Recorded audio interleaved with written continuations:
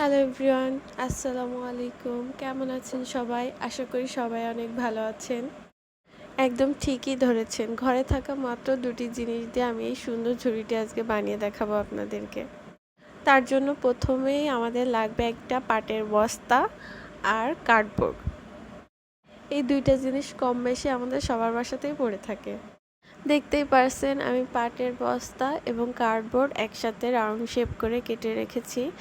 এরপর আমি কার্ডবোর্ডে ভালোভাবে গ্লু লাগিয়ে কেটে রাখা পাটের বস্তাটি সুন্দরভাবে তার উপর লাগিয়ে নিব।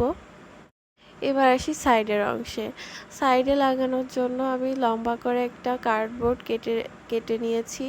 তার উপর সুন্দরভাবে গ্লু লাগিয়ে নিয়ে কেটে রাখা পাটের বস্তা কার্ডবোর্ডটির ২ পাশেই ভালোভাবে লাগিয়ে নিব, যাতে করে সাইডের অংশটুকু অনেক শক্ত হয়। আপনারা কিন্তু চাইলে বাসায় খুব সহজে খুবই কম সময়ে এই সুন্দর ঝুড়িটি বানিয়ে নিতে পারবেন। আমার কিন্তু অনেক কম সময় লেগেছিল। দেখতেই পারছেন আমি এবার সাইডে থাকা বাড়তি অংশটুকু কেটে নিচ্ছি।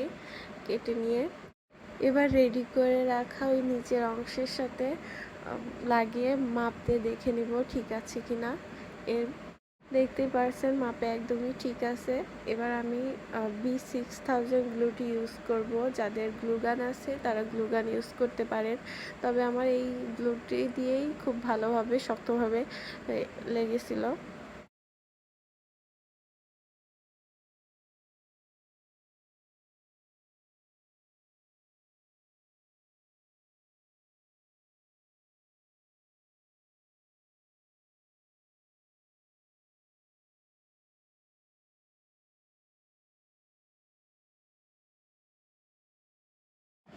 দেখতেই পারছেন ঝুড়িটির উপরের অংশের কাজ শেষ। এবার আমি নিচের অংশে খুব ভালো করে গ্লু লাগিয়ে নিচ্ছি।